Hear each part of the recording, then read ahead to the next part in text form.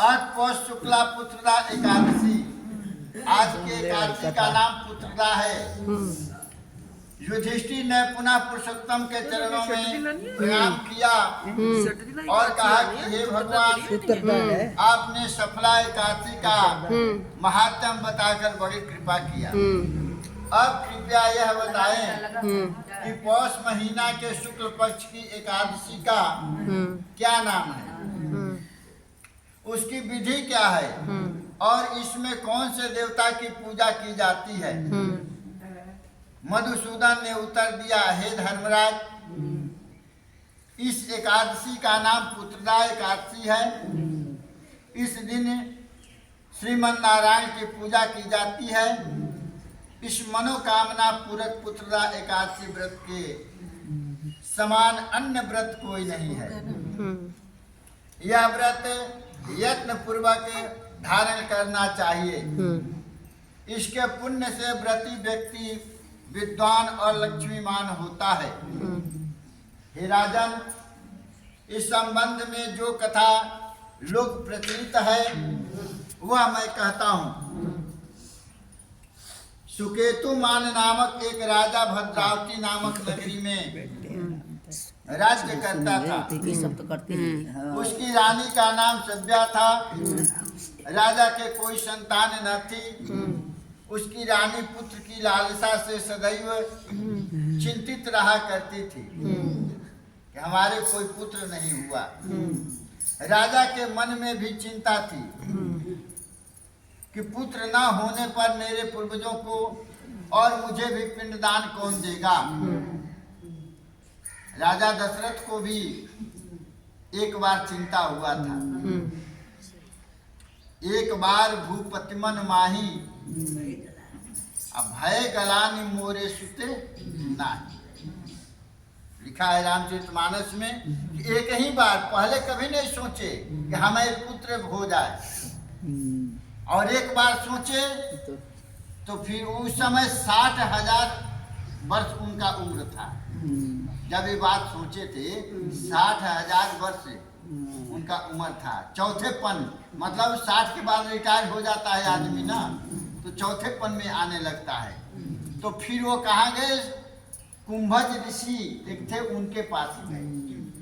तो अब वो कथा तो अलग हो जाएगा। तो कह रहे हैं कि पुत्र, आदमी कहता है कि पुत्री और पुत्र में अंतर क्या है।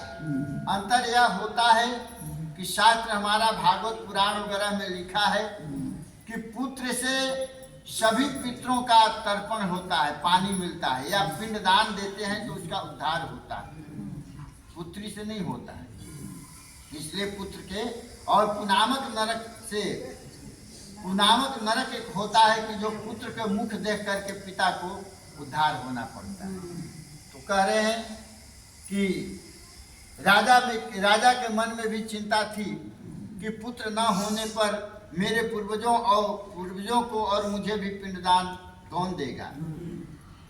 भाई बांधव, धन, हाथी घोड़े, राज्य और मंत्री, इन सब के होते हुए भी राजा को संतोष नहीं था। सारा चीज भरा हुआ था, सारा परिवार भरा हुआ था, लेकिन एक पुत्र नहीं था। इसका एकमात्र कारण था कि पुत्र का न होना। राजा को तो बस यही चिंता थी कि पुत्र के बिना मुझे कौन पिंडदान देगा।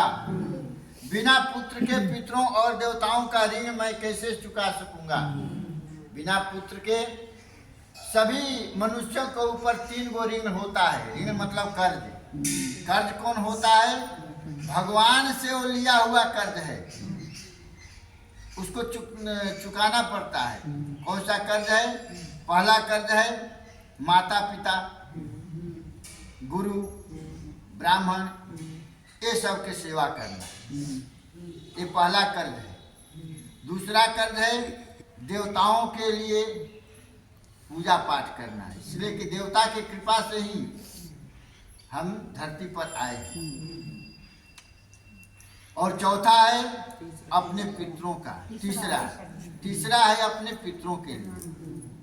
ये 3 कर्ज हर एक मनुष्यों के ऊपर होता है और तीनों कर्ज चुकता करना पड़ता है। इसीलिए आदमी कहता है कि किसी के ऊपर दोष हो या न हो, अपने पितरों को गया में जा करके उद्धार कर दो।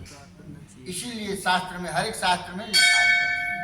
तो कह रहे हैं उनको चिंता थी राजा की कि मैं भी नरक में पड़े रहूंगा और हमारे पूर्वज भी नरक में पड़े रहेंगे। हमें चिंता है कि कौन हमें पिंडदान देगा। बिना पुत्र के पितरों और देवताओं का ऋण मैं कैसे चुका सकूंगा। जिस घर में पुत्र ना हो उसमें अंधेरा रहता है। इसलिए मुझे पुत्र की प्राप्ति के लिए प्रयत्न करना चाहिए। जिसने योग्य पुत्र का मुख देख लिया है वह धन्य है। उसको इस लोक में यश और परलोक में शांति मिलती है। इसके दोनों लोग सुधर जाते हैं। पूर्व जन्म के कर्म से ही इस जन्म में सुपुत्र धन आदि प्राप्त होते हैं। इसी प्रकार चिंता में राजा के दिन कटते गए। एक समय राजा ने अपना जीवन ही समाप्त करने की सोची, परंतु आत्मघात को महान पाप समझकर वह ऐसा नहीं कर पाया। ऐसे ही विचारों में डूबा राजा एक दिन घोड़े पर चढ़कर वन को चल दिया। वहां पक्षियों और वृक्षों को देखने लगा। उसने देखा वन में मृग, व्याघ्र, सुअर, सिंह, बंदर, सर्प आदि सब अपने हाथी अपने बच्चों को और हथिनियों के बीच में रमण कर रहे, घूम रहे हैं। वन के दृश्यों को देखकर राजा का दुख और बढ़ गया। ये जानवर भी, पशु पक्षी भी अपने परिवार के बीच में, अपने बच्चे के बीच में हैं और हम, और दुख चिंता बढ़ गया। वह सोचने लगा कि वह पुत्रहीन क्यों है, कि कारण क्या है। इसी सोच में 2 पहर बीत गए। वह सोचने लगा कि मैंने अनेक यज्ञ किए। राजा सोच रहे हैं कि मैंने अनेक यज्ञ किए, अनेक योग्य ब्राह्मणों को भोजन कराया, दान दिया, उन्हें दान दक्षिणा भी दिया, फिर भी मुझको यह दुख क्यों मिला। इतना हम धर्म कार्य करते हुए भी हमें दुख की प्राप्ति क्यों हुई। भटकते भटकते राजा को प्यास लगी। राजा प्यास के मारे दुखी हो गया। पानी की तलाश में इधर उधर फिरने लगा। फिर दूर पर जाकर के देखा कि एक सरोवर देखा। उस सरोवर में कमल खिल रहे थे तथा सारस, हंस आदि उसमें विहार कर रहे थे। उस सरोवर के चारों ओर मुनियों के आश्रम था।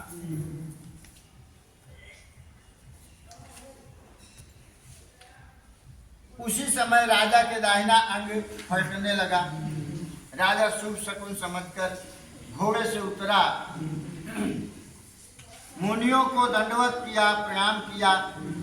मुनिगणों ने राजा का स्वागत किया और अपने सामने आसन दिया। राजा मुनिगणों के सामने बैठ गया। राजा को आसन दे मुनियों ने कहा, हे राजन, हम तुमसे अत्यंत प्रसन्न हैं। तुम्हारी क्या इच्छा है सो कहो। राजा ने उनसे पूछा कि महाराज, आप कौन हैं और किस लिए यहाँ पधारने का कष्ट किया है। मुनियों ने राजा की विनम्रता से प्रसन्न होकर अपना परिचय दिया। मुनि बोले, हे राजन, हम विश्वदेवा हैं और माघ स्नान के लिए आए हैं। आज से 5 दिन बाद माघ स्नान प्रारंभ हो जाएगा। हे राजन, आज संतान देने वाली पुत्रदा एकादशी है। मुनियों का परिचय पाकर राजा अत्यंत विनम्र भाव से बोला, हे मुनि श्रेष्ठ, मैं आपका सेवक हूँ। यदि आप मुझ पर प्रसन्न हैं तो मुझे भी एक सुपुत्र का वरदान दीजिए। पुत्र नहीं मांगा, सुपुत्र मांगा।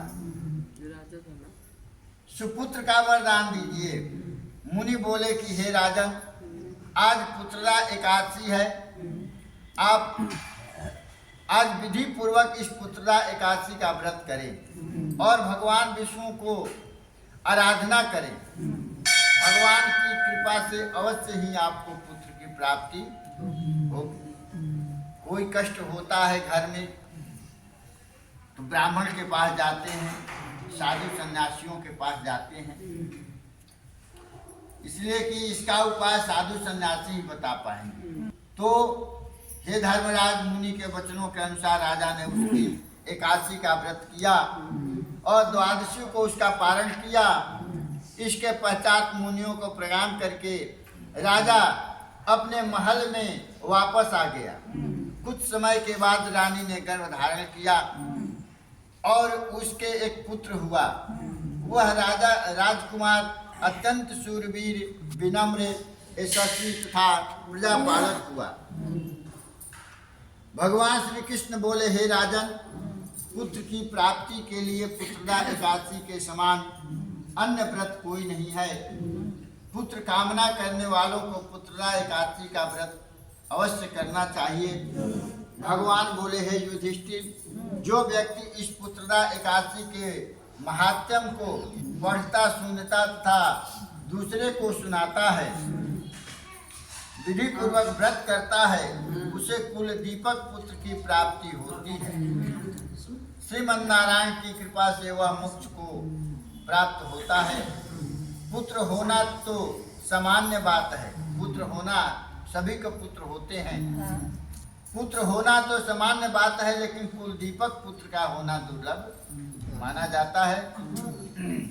सूर्यों के पुत्र की प्राप्ति के लिए तप और ईश्वर के प्रति प्रेम की ओर संकेत करती है। बोलो वृंदावन बिहारी लाल की जय।